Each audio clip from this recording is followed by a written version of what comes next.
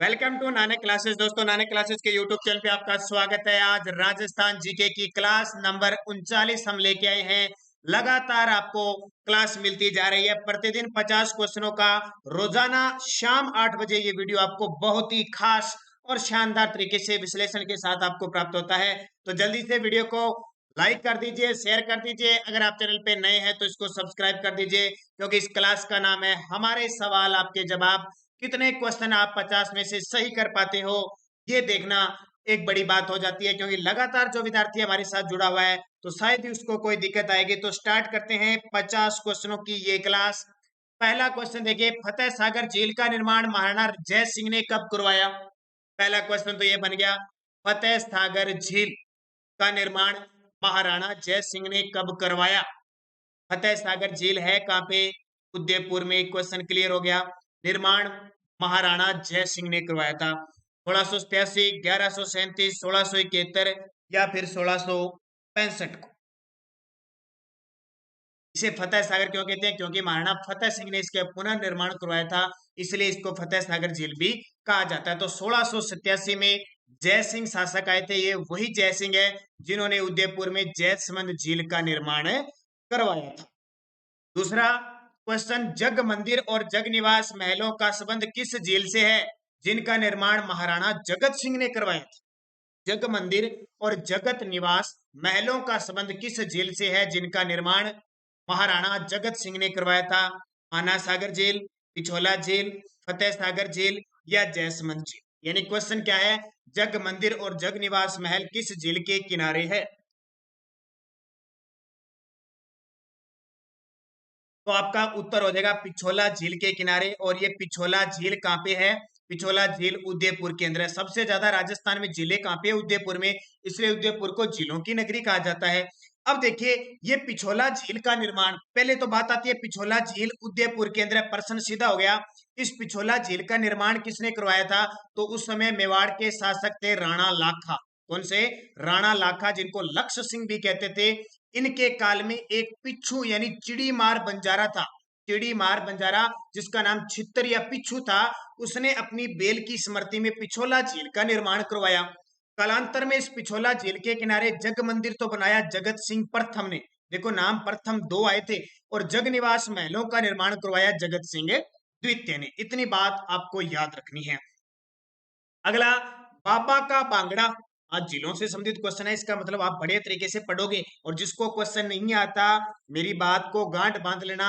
जिस टॉपिक से जो क्वेश्चन नहीं आता, वीडियो समाप्त होने के बाद टॉपिक को पढ़ना है। ये क्लियर बात है अगर आपको जीके तैयार करना है तो। बाबा का बांगड़ा और प्यारी नामक बड़े और छोटे टापुओं वाली झील, जिसका निर्माण 1685 से 1691 को जय सिंह द्वारा करवाया गया। यानी किस झील के किनारे? आपको पता है उस झील के किनारे 7 टापू है। बड़ा टापू है उसको तो बाबा का बांगड़ा कहते हैं, और सबसे छोटे टापू का नाम है प्यारी। ठीक है, टापू टापू समझते हो ना? पानी के अंदर जो जी पत्थर से या कोई ऊंचा जो क्षेत्र होता है उसको टापू कहते हैं। झील जिसका निर्माण 1685 से 91 के बीच हुआ और जय सिंह ने करवाया, वो झील कौन सी है? तो बड़ा ही आसान और सुंदर उत्तर हो जाए इसका, जयसमंद झील, जिसको डेबर झील भी कहा जाता है। इस डेबर झील का निर्माण इस जय सिंह ने गोमती नदी के पानी को रोककर बनवाया था। अगला, छित्तर पैलेस या उमेद भवन का निर्माण 1929 में किसने करवाया? छित्तर पैलेस, जो विश्व का सबसे बड़ा रिहायशी महल है, जिसको उमेद भवन भी कहते हैं, नाम से पता लग गया 1929 में निर्माण किसने करवाया? तो जाहिर सी बात है उमेद सिंह ने। महाराजा उमेद सिंह ने उमेद भवन बनाया, जिसे छित्तर पैलेस भी कहते हैं। विश्व का सबसे बड़ा रिहायशी महल है, निर्माण 1929 में। सारी बातें याद रखना बहुत इंपॉर्टेंट है। ये सरदार सिंह कौन है? ये सरदार सिंह अपने पिता जसवंत सिंह द्वितीय की याद में जसवंत थड़े का निर्माण करवाता है मारवाड़ के अंदर, जिसको राजस्थान का ताजमहल कहते हैं। ठीक है, याद रखना इंपॉर्टेंट। अगला, मारवाड़ राज्य में शिक्षित युवकों की भर्ती के लिए कब मारवाड़ लोक सेवा आयोग बनाया गया? बहुत इंपॉर्टेंट क्वेश्चन है। जैसे हमारे पूरे राजस्थान में आरपीएससी है ना, राजस्थान लोक सेवा आयोग, उसी प्रकार मारवाड़ में जो शिक्षित युवा है उनको भर्ती करने के लिए मारवाड़ लोक सेवा आयोग बनाया। सुना होगा आपने, या पहली बार? बहुत सारे विद्यार्थी पहली बार सुन रहे। कब बनाया गया? 1929 में, 1933 में, 1938 में या फिर 1941 में? क्या जवाब दोगे? बहुत ही शानदार।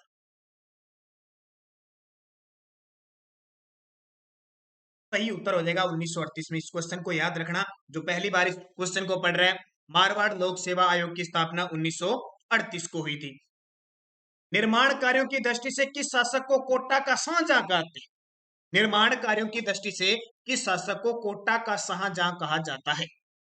शत्रुसाल को, ये शत्रुस्थाल है, अकेला शत्रु नहीं है, गालिब सिंह को, माधो सिंह को, या उमेद सिंह द्वितीय? बहुत शानदार क्वेश्चन है। पहले मैं आपकी जानकारी के लिए बताता हूं, ये शाहजहां मुगल बादशाह था जो 1628 से लेकर या 1627 से लेकर 1658 तक मुगल बादशाह बनता है, जो जहांगीर का क्या होता है? पुत्र होता है और औरंगजेब का पिता होता है। इसने उस समय अपने काल में सबसे ज्यादा स्थापत्य कला का काम किया था, इसलिए भारत में मुगलों का स्थापत्य कला का जनक कहते हैं शाहजहां को। जो आगरा के अंदर मुमताज, जो आगरा का ताजमहल बनवाया गया है, दिल्ली का लाल किला है, ये शाहजहां के बनाए, तो इसके लिए उपाधि दी जाती है। तो कोटा का शाहजहां किसे कहते हैं? मैंने शाहजहां के बारे में थोड़ी सी बात बताई है, अब आप बताओ कोटा का शाहजहां किसे कहते हैं? उमेद सिंह द्वितीय को कहा जाता है।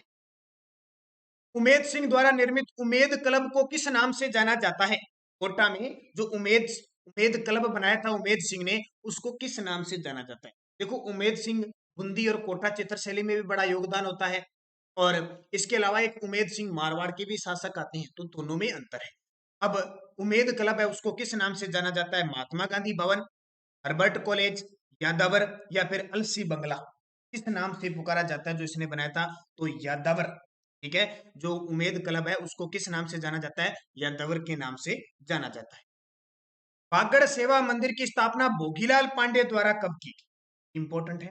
वागड़ या वागड़ सेवा मंदिर की स्थापना भोगीलाल पांडे द्वारा कहां की गई? अजमेर, बांसवाड़ा, डूंगरपुर या सिरोही? तो इसका सही जवाब क्या हो जाएगा? जाहिर सी बात है, भोगीलाल पांड्या को वागड़ का क्या कहते हैं? गांधी कहा जाता है। उन्होंने डूंगरपुर के अंदर वागड़ सेवा मंदिर की स्थापना की थी। खाड़लाई आश्रम की स्थापना 1934 में किसने की थी?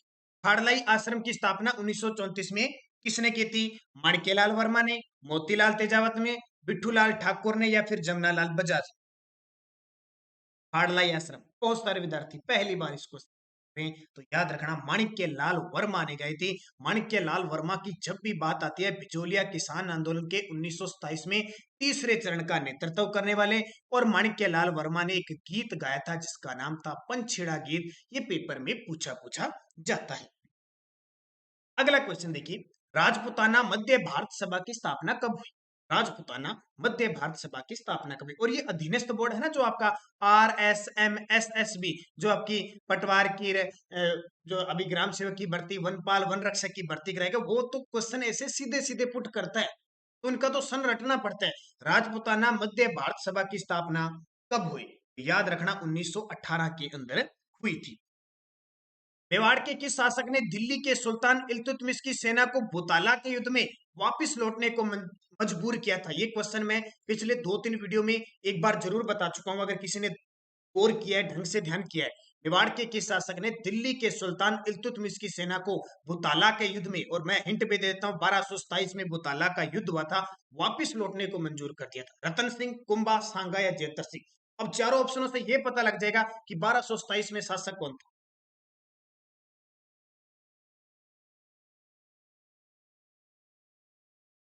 देखिए, रतन सिंह 1302 से 1303 तक आया, राणा कुंभा 1433 से 1468 तक आया, राणा सांगा 1509 से 1528 तक आया, और जेतर सिंह 1213 से 1253 तक आया।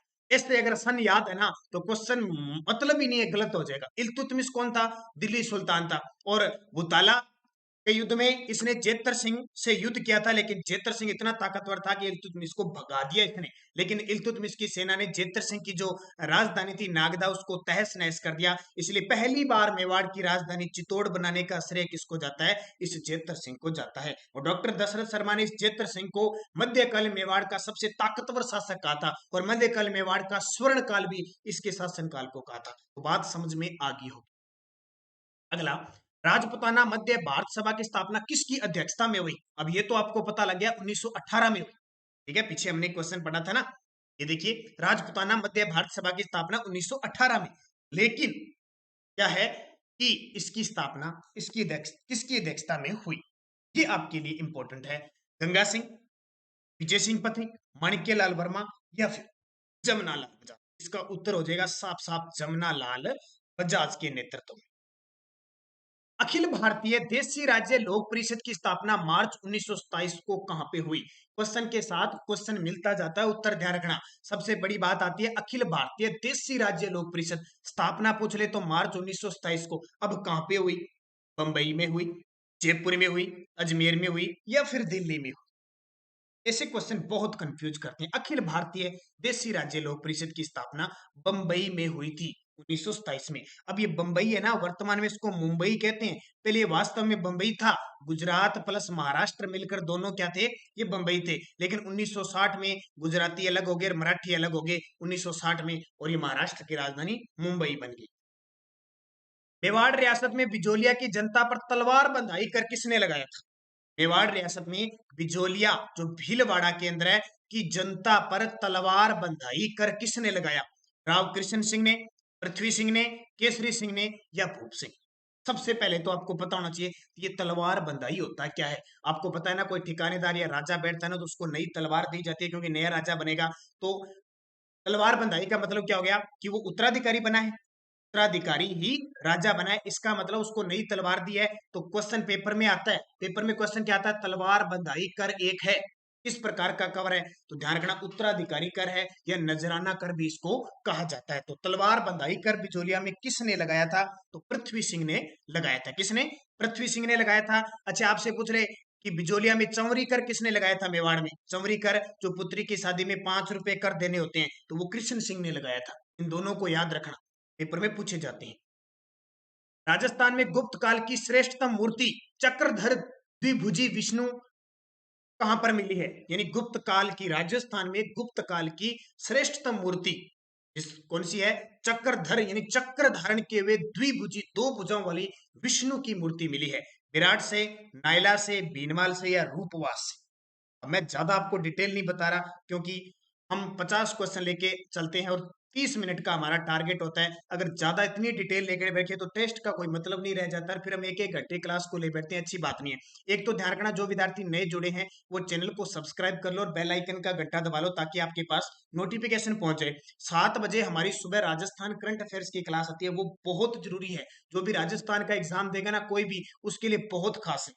ठीक है, दूसरी बात, आप टेलीग्राम पे हमारा चैनल है नानक क्लासेज स्टडी अड्डा ग्रुप, उसको ज्वाइन कीजिए ताकि आपको पीडीएफ और लिंक वगैरह कोई भी सूचना है वहां पे आपको आसानी से प्राप्त हो सके। ये काम आपको जरूर करना है, वीडियो के डिस्क्रिप्शन में लिंक है। और जो विद्यार्थी कोई पीडीएफ लेना चाहता है हमारी स्पेशल राजस्थान करंट अफेयर्स की, राजस्थान करंट अफेयर्स की पीडीएफ लेना चाहता है 2019, 2020, 2021, 2019, 2020, 2021, इसके अलावा हमारे टॉपिक बने हुए योजना प्लस पुरस्कार प्लस खेल परिदृश्य प्लस वन रिपोर्ट, पशु रिपोर्ट, कृषि गणना, इसके अलावा पोर्टल पे और सब यानी हर मंथली भी बने हुए हैं। अगर ये आपको प्राप्त करने हैं और ये कहाँ काम आएंगे, देखो आरपीएससी कॉलेज लेक्चरर, वनपाल, वन रक्षक, रीट में भी कुछ टॉपिक है वो काम आएंगे। इसके अलावा जेएनवी है, कोई भी एग्जाम है, डेयरी विकास का, जहां भी ऐसा लिखा होगा ना राजस्थान समसामयिकी, वहां सब में काम, अगर पटवारी ग्राम सेवक में तो क्लियर रूप से है। अगर ये लेना चाहते हो तो आप मुझे 8094496272 पे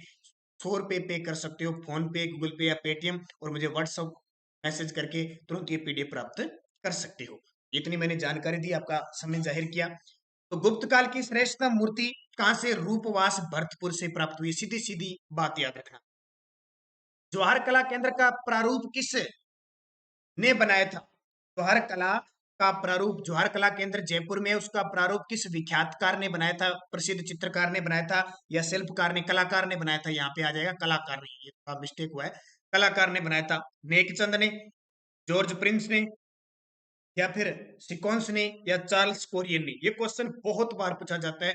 जवाहर कला केंद्र जयपुर में है, 1993 में इसकी स्थापना थी। इसके डिजाइन करता थे, कलाकार थे चार्ल्स कोरिया ने इसको डिजाइन किया था। ये याद रखना। अगला, महाराणा कुंभा ने विजय स्तंभ का निर्माण किस शासक पर विजय प्राप्ति के उपलक्ष्य में किया था?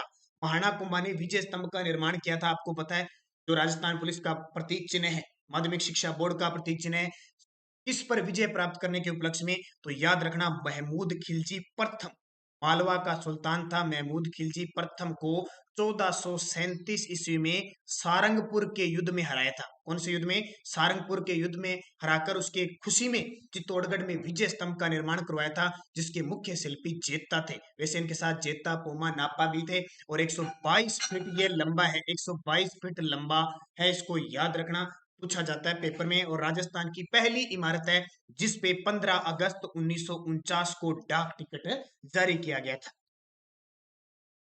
राजस्थान में गुप्त शासकों के सिक्के कहां पर मिले हैं? राजस्थान में जो गुप्त शासक, अब समझते हो ना, इंडियन जब हिस्ट्री पढ़ते हैं तो गुप्त शासक आते हैं, चंद्रगुप्त प्रथम, समुद्रगुप्त, चंद्रगुप्त द्वितीय, कुमारगुप्त, गोविंद गुप्त, घटोत्कच, श्रीगुप्त, ये शासक आते हैं। उनके सिक्के कहां पर मिले हैं? इसका मतलब, सिक्का मिलने का मतलब है वो राजस्थान में कहीं ना कहीं आए थे, तो भरतपुर में। हमने पीछे एक क्वेश्चन देखा था कि गुप्त काल के जो क्वेश्चन है, यहाँ देखिए, ये क्वेश्चन, गुप्त काल की श्रेष्ठ मूर्ति मिली है रूपवास, ये रूपवास तहसील है भरतपुर के अंदर। और यहाँ भी क्वेश्चन गुप्त काल के आगे इसके।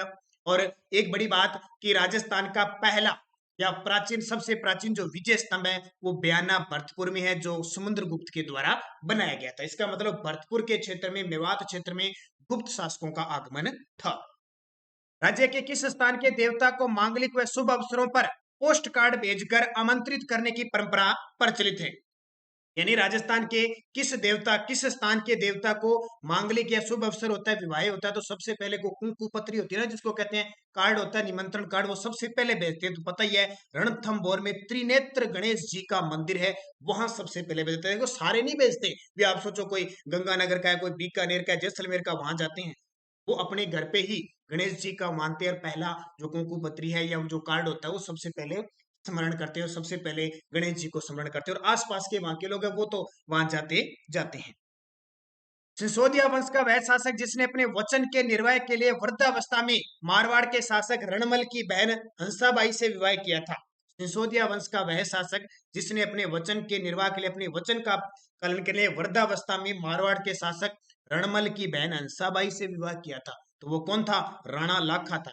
आपको बताना, राणा लाखा से एक शर्त हुई थी। और राव चूड़ा, राव चूड़ा जो मारवाड़ के शासक थे, उसकी पुत्री थी हंसाबाई, उसका विवाह राणा लाखा के साथ हुआ था। कहते हैं कि उस समय राणा लाखा की आयु कम से कम 80 साल थी, उस समय विवाह हुआ। और किस शर्त पे हुआ? कि इनसे उत्पन्न पुत्र ही कौन बैठेगा? मेवाड़ की गद्दी पर बैठेगा, और वो मोक्कल बैठा। कौन बैठा? मोक्कल बैठा। और मोक्कल का पुत्र आगे कौन था? कुंभा था। बड़ी एक लंबी लाइन जाती है, 14वीं शताब्दी की बात है। राजस्थान में किस स्थान पर उत्तम पाषाण काल के पूर्वावशेष की प्राप्ति हुई है?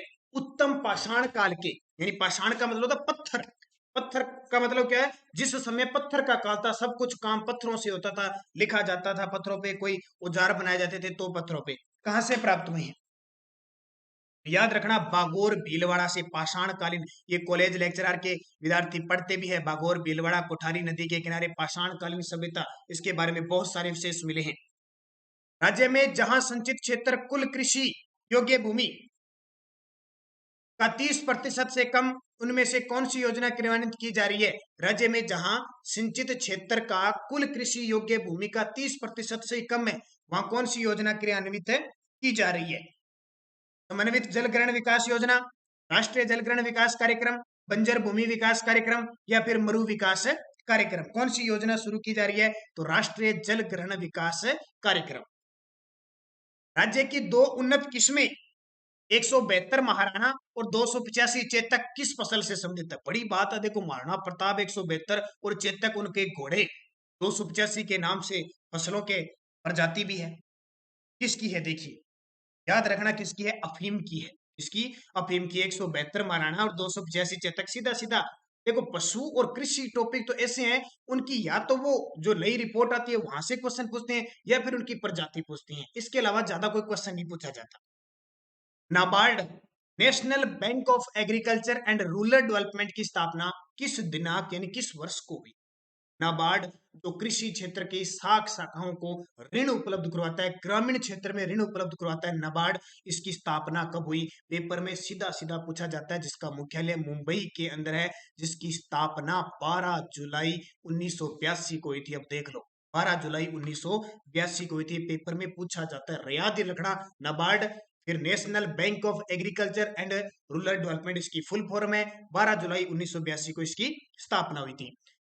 सहकारी कृषि का अभिप्राय निम्न में से किससे है? जो सहकारी कृषि होती है ना, उसका अभिप्राय निम्न में से किससे? थोड़ा बड़ा प्रश्न है, सीधा देता हूं। जब प्रत्येक कृषक का अपनी भूमि पर पूर्ण स्वामित्व हो, परंतु खेती सामूहिक रूप से की जाती हो, वो सहकारी कृषि होती है। खरीफ तिलहन के अंतर्गत राजस्थान में किस फसल की सर्वाधिक खेती की जाती है?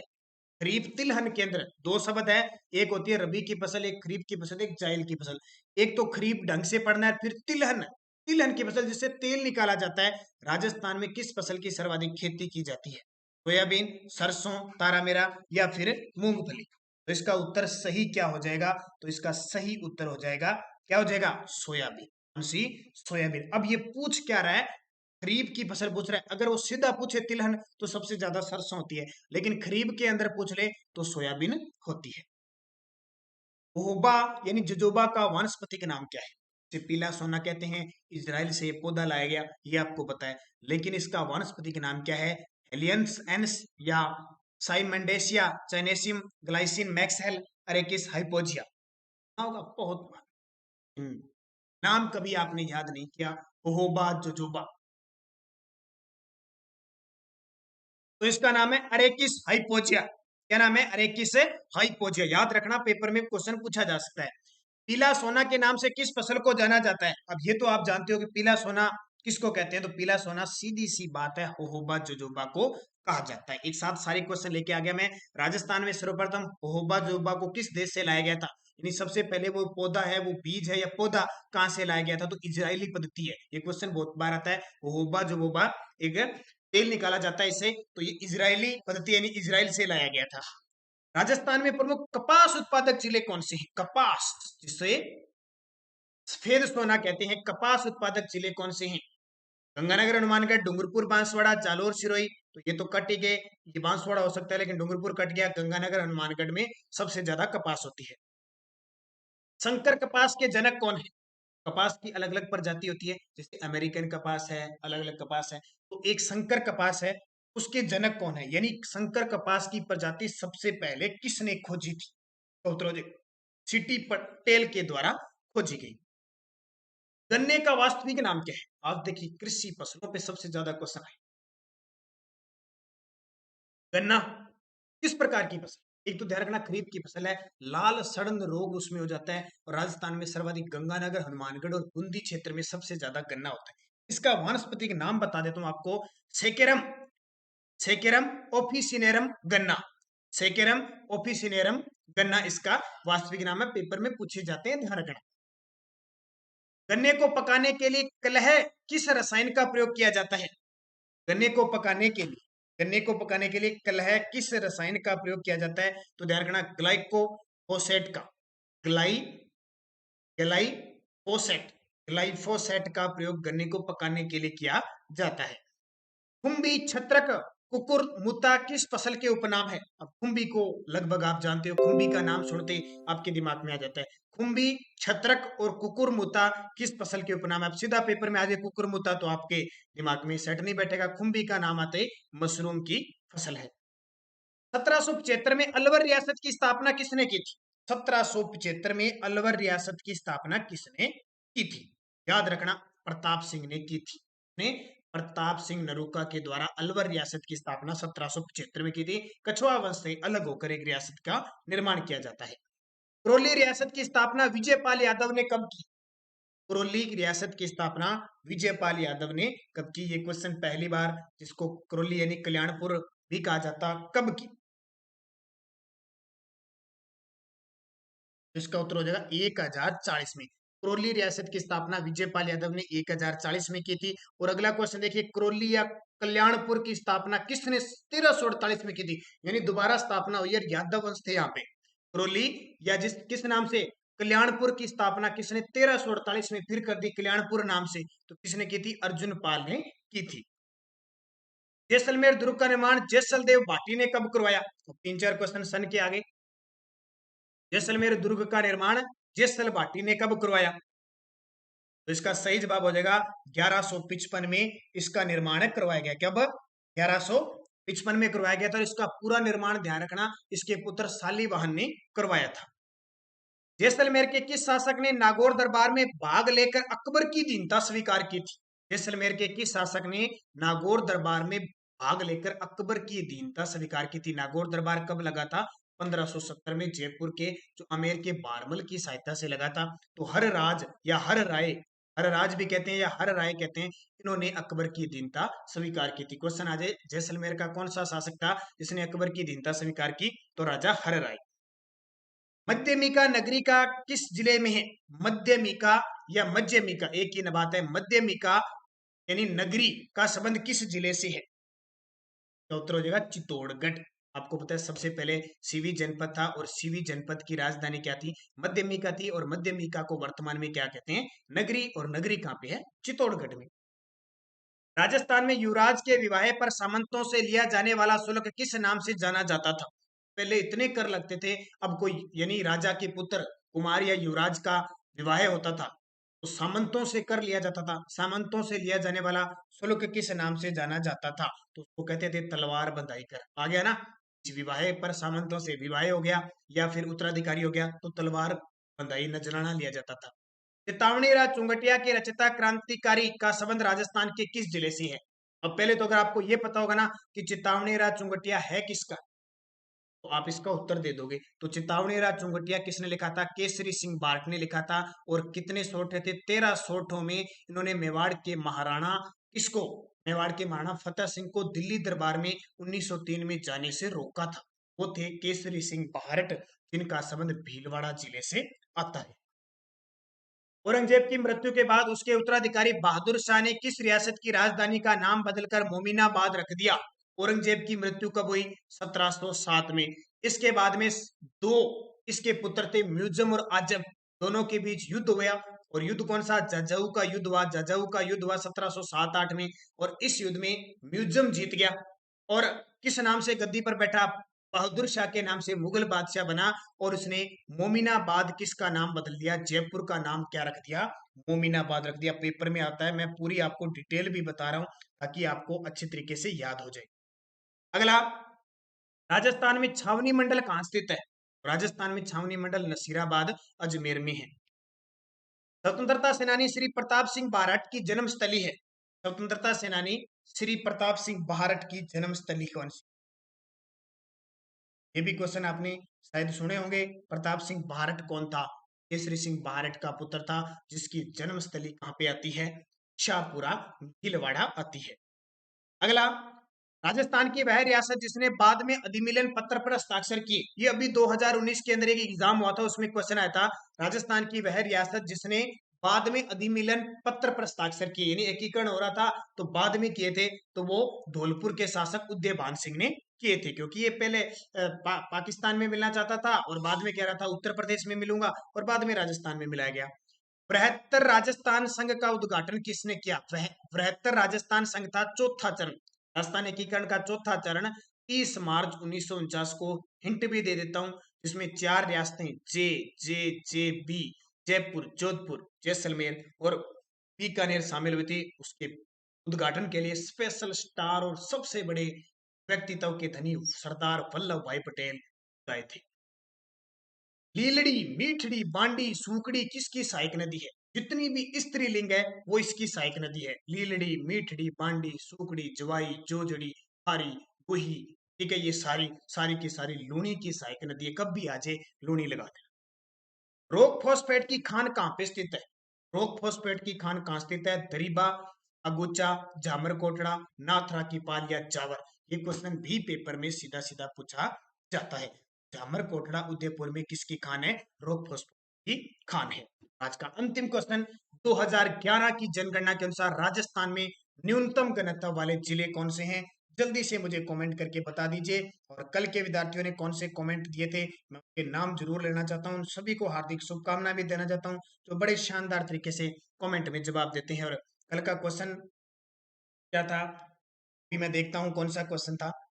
तो देखिए 2011 की जनगणना के अनुसार राजस्थान में न्यूनतम जनघनत्व, तो आपको पता है जैसलमेर का न्यूनतम है, उसके बाद में बीकानेर का है, तो उत्तर आ जाएगा जैसलमेर और बीकानेर। ये 50 क्वेश्चन आपके कल के जो कमेंट के जवाब थे, ममता खानवाली जी उनका जवाब था 47 क्वेश्चन 50 में से, बहुत अच्छी बात है। रेखा खींचने का सर्वाधिक दुर्गों का निर्माण राणा कुंभा ने करवाया था, हाँ ये क्वेश्चन था। पहले क्वेश्चन था कि राजस्थान में सर्वाधिक दुर्गों का निर्माण राणा कुंभा ने करवाया था। वीर विनोद जो ग्रंथ है श्यामल दास का, उसमें ये लिखा है कि 84 में से 32 दुर्गों का निर्माण करवाया था, और कुंभा को युग पुरुष राजस्थान के इतिहास का और स्थापत्य कला का जनक कहते हैं। एक ये, अब जाते जाते एक क्वेश्चन आपको मैं बताता हूँ, राजस्थान के कौन सा दुर्ग ढाई शाकों के लिए प्रसिद्ध है? राजस्थान का कौन सा दुर्ग ढाई शाकों के लिए प्रसिद्ध है, ये मुझे बताओगे? तो रेखा खितर जी ने अच्छा जवाब दिया। नेक्स्ट एग्जाम ऑनलाइन नाम से अवेशम, आपको धन्यवाद। सुनील चाहर ने कहा कि मेरे 49 क्वेश्चन सही थे, बहुत अच्छी बात है। शीला देवी आपकी मेहनत के लिए धन्यवाद सर, थैंक यू आपको भी, आप सभी की सपोर्ट चाहिए, बस आप वीडियो को लाइक शेयर करते रहा करो। पूजा शर्मा ने कहा कि सर आज मेरे 43 क्वेश्चन से भी, अच्छी बात है। इसके अलावा निशा शर्मा ने राणा कुंभा बताया, पिंकी साहू जी ने अपना लिंक डाल दिया है, भी हिंदी पढ़ लेना उनसे। और विरम मेघवाल जी बहुत बहुत धन्यवाद आपका। अशरफ अली जी मोटिवेट स्टडी चैनल आपका भी है, आपने भी कुंभा का सही जवाब दिया। इसके अलावा Viram Meghwal super class, thank you. Pinki Sahu आधार आपका धन्यवाद आपको भी। और रोबिन सिंह का उत्तर सही था। सहेंद्र सिंह नाइस क्लास, और सहेंद्र सिंह के 48 क्वेश्चन सही हुए थे। जीवराम सिंह टाक ने कहा कि सर जय श्री राम। राजगोला जी 46 क्वेश्चन सही। प्रकाश कुमार ने कहा टाइगर मैन न कि कैलाश सांकला, हाँ जी ध्यान रखना, टाइगर मैन। इसके अलावा प्रकाश कुमार ने 32 दुर्गों का निर्माण कराया, प्रकाश कुमार 47 क्वेश्चन, और महेंद्र मुवाल जी के लगभग सभी क्वेश्चन मेरे हिसाब से सही है, इन्होंने एक एक के जवाब दिए। ममता खानवाली जी आपका अच्छा जवाब है। सपना कुमारी का बेहतरीन तरीके से जवाब है। महेंद्र मुवाल जी, दक्ष कसवा जी, इसके अलावा Babulal Sen, Sunita Kachura 47 question, REET target 48 question, बहुत अच्छी बात है, रीट तो टारगेट ही है। और राजगोला जी शुभ संध्या, राधे राधे। पूजा शर्मा राधे राधे। मनीषा बिश्नोई जय श्री कृष्ण आपको भी। रुकुमा कुमारी गुड इवनिंग आपको। प्रवीता खम्मा गणी और महेंद्र मोल जी गुड इवनिंग। तो सभी विद्यार्थियों को धन्यवाद। इसके अलावा सोनिया राठौड़ है, सपना कुमारी है, दिनेश कुमार सुथार, दिनेश पूनिया, सतपाल सिंह, मनीषा बिश्नोई, मनीषा कंवर, काव्या झोड़, जो भी विद्यार्थी कमेंट में जवाब देते, पर आपको पता है मैं पहले बताता हूँ, ये जो क्लास होती है वो रिकॉर्डेड क्लास होती है, उसके बाद में प्रीमियर देकर आपको एक क्लास दी जाती है। इसलिए मैं जो ऑनलाइन देख रहे हैं उनके नाम नहीं बोल सकता, जो ऑनलाइन देने के बाद ऑफलाइन जो क्वेश्चन का जवाब देते हैं ना, उनके नाम मैं बोल देता। तो आप ऑफलाइन मुझे कमेंट कर दिया करो, मैं आपके नाम जरूर बोला करूंगा। कोई भी है, निहारिका जाट है, निहारिका पूनिया, जिनके भी जवाब जो भी विद्यार्थी हैं, मैं उनको तहे दिल से आदर स्मरण करते हुए आप वीडियो को लाइक कीजिए, शेयर कीजिए, और हर रोज क्लास को देखिए। कंटिन्यूज 39 क्लास हम दे चुके हैं, हर रोज हमारी क्लास आती है, और सुबह 7 बजे करंट अफेयर्स की क्लास आती है। तो धन्यवाद दोस्तों, जय हिंद, जय भारत।